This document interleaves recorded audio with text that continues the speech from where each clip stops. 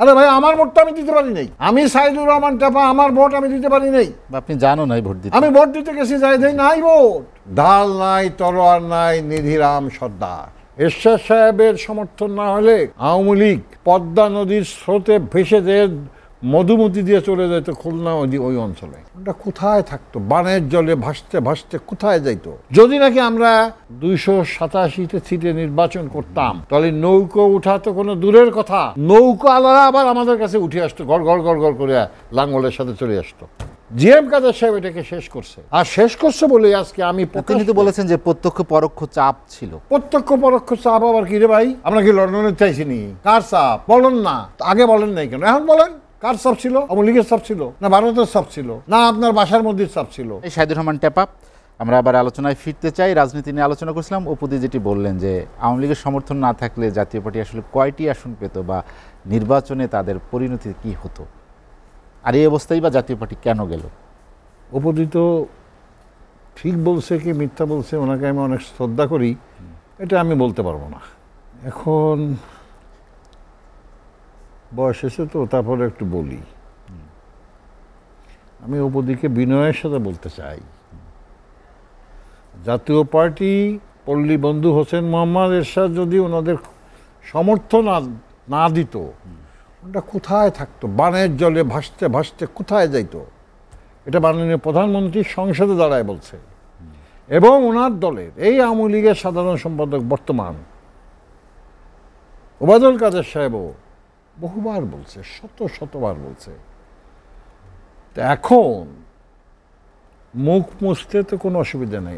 ইদানিং তো ওই যে কি যেন আছে, পাই নেই, ওই যে টিস্যু, এই টিস্যু দিয়ে মুছতে তো কোনো অসুবিধা নাই, মুখ মুছে ফেলছে, আর ঠোঁট আর জিভে আছে কয়ে ফেলছে, কিন্তু অতীত তো ঘাটে নাই। এরশাদ সাহেবের সমর্থন না হলে আওয়ামী লীগ পদ্মা নদীর স্রোতে ভেসে যেয়ে মধুমতি দিয়ে চলে যেত খুলনা ওই অঞ্চলে।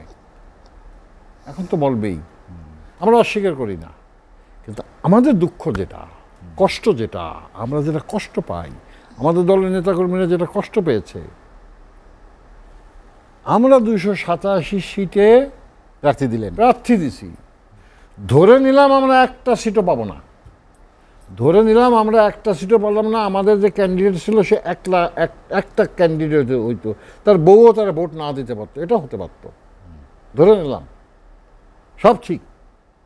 কিন্তু তবুও জাতীয় পার্টি তার নিজস্ব বলয়ে কথা বলতে পারত। আজকে যে কথা আপনাদের সামনে আমি বলছি, আমি জাতীয় পার্টির একজন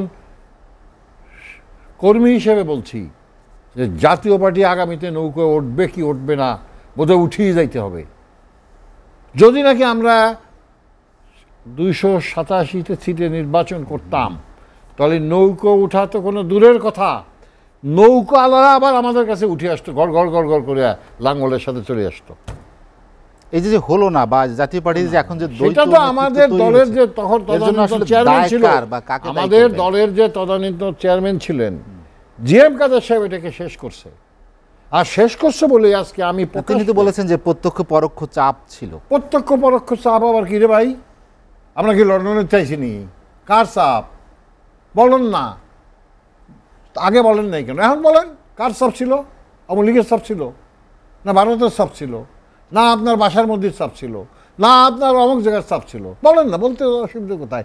আর চাপ থাকলে আপনি রাজনীতিবিদ হবেন কেন? আমি সাইদুর রহমান টেপা জেল খাটছে আমি যখন ক্লাস 7-এ পড়ি, সাকিবও খাটছে।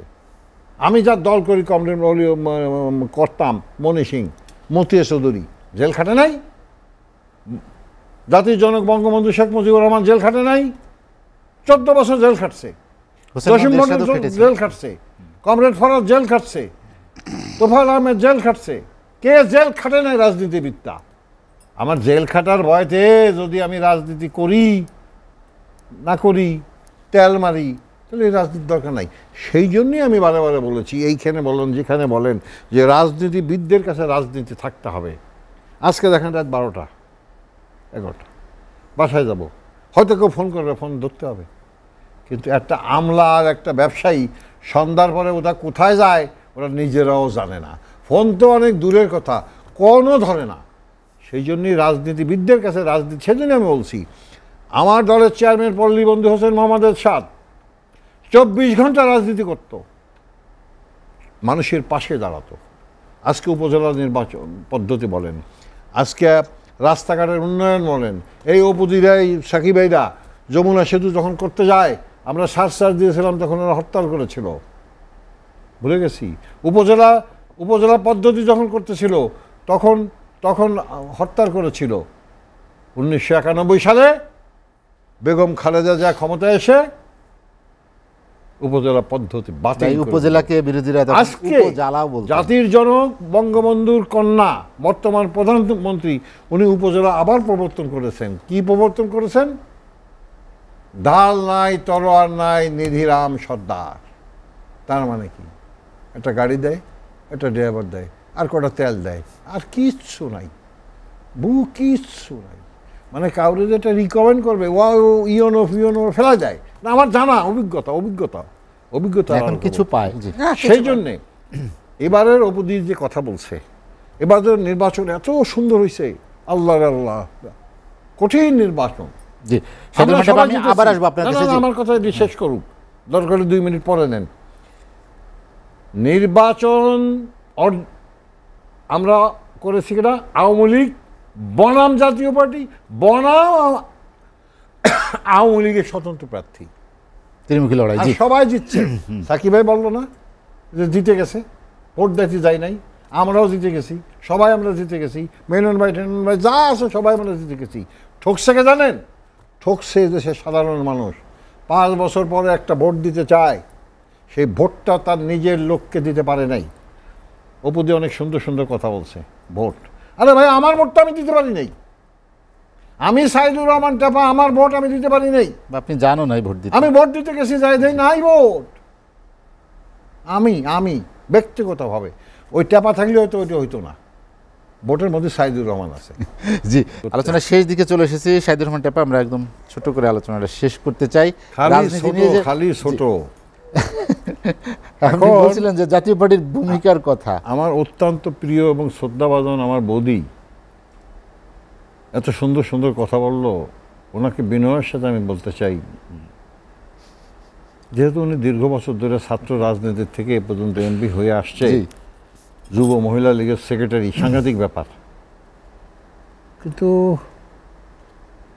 একটা জিনিস বোধহয় ওনার ভুল হয়েছে মনে হয়। আমি বলবো উনি ভুল বলছে, আমি বলতে চাচ্ছি ভুল হয়েছে। সেটা হলো 96 সালের 12ই জুনে যে নির্বাচন হয়েছিল, তখন এরশাদ সাহেব জেলে ছিলেন। এরশাদ সাহেব জেলে থাকাকালীন বিএনপির 6 জন এরশাদ সাহেবের কাছে যাইয়া আপনাকে প্রেসিডেন্ট বানাবো, প্রাইম মিনিস্টার বানাবো, এরশাদ সাহেব দ্ব্যর্থহীন ভাষা বলছিল, তোমাদের সাথে আমি যাব না, আমি জাতির জনকের কন্যার দলের আমি সমর্থন দেব। তখনই নির্বাচন হলো, তখনই আওয়ামী লীগ সরকার গঠন করো। এরপরে মহাজোটের কথা উনি বললেন সুন্দর করে, খুব ভালো কথা।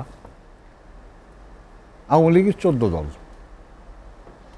ম্যাট্রিকে আমি এসএসসি পরীক্ষাতে 33 হয়েছিলাম। অঙ্কে যদি আমি ভুল না করে থাকি, 33 ফেলেছি, পাস করছি, তখন 33 ছিল। 14 দল হইলে আর একটা দল হইলে 15 দল নাকি, তাই তো হওয়ার কথা না থাকি ভাই? 14 থেকে একটা হলে 15 দল। তো জাতীয় পার্টি যখন পল্টন মাঠে আসলো, তখন কি হলো? 14 দল হইল না, হইল মহাজোট।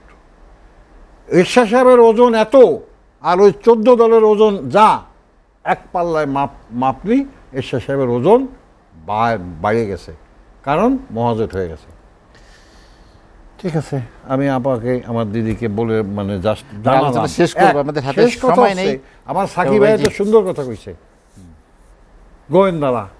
তা আমি বিনয়ের সাথে সাকিব ভাইয়ের বলতে চাই যে গোয়েন্দারা যে তারা চাপ দিছে পার্টি অফিসে, আপনি কি ছিলেন না শুনছেন? যদি শোনা কথার কোনো কাম নাই, যদি গোয়েন্দারা চাপ দিয়ে থাকে, আমি এইখানে দাঁড়ায় বলতে চাচ্ছি, এইখানে বসে টকশোতে বলতে চাচ্ছি, তাহলে জিএম কাদের বিরোধী দল নেতা সংসদে বলুক কোন গোয়েন্দা সংস্থা ওনাকে প্রেশার করছে। যদি তা না বলতে পারে, তাহলে এইসব ভাওতাবাদী কথা ওনাকে বলার দরকার নাই সংসদে। সংসদ চলে মানুষের টাকায়, সংসদ চলে আপনার টাকায়, আমার টাকায়, সবার টাকায়। মিথ্যা কথা বলার জন্য সংসদে না। আমরা আলোচনা শেষ করব। আপনাকে অসংখ্য ধন্যবাদ। তাহলে ওনার পদত্যাগ করো। আপনাকে অসংখ্য ধন্যবাদ আমার সঙ্গে আলোচনা যোগ দেওয়ার জন্য। ওয়ালটন ফ্রিজ কিনে অনেকের মতো আপনিও হয়ে যেতে পারেন মিলেনিয়াল। সেরা পণ্যের সেরা অফার।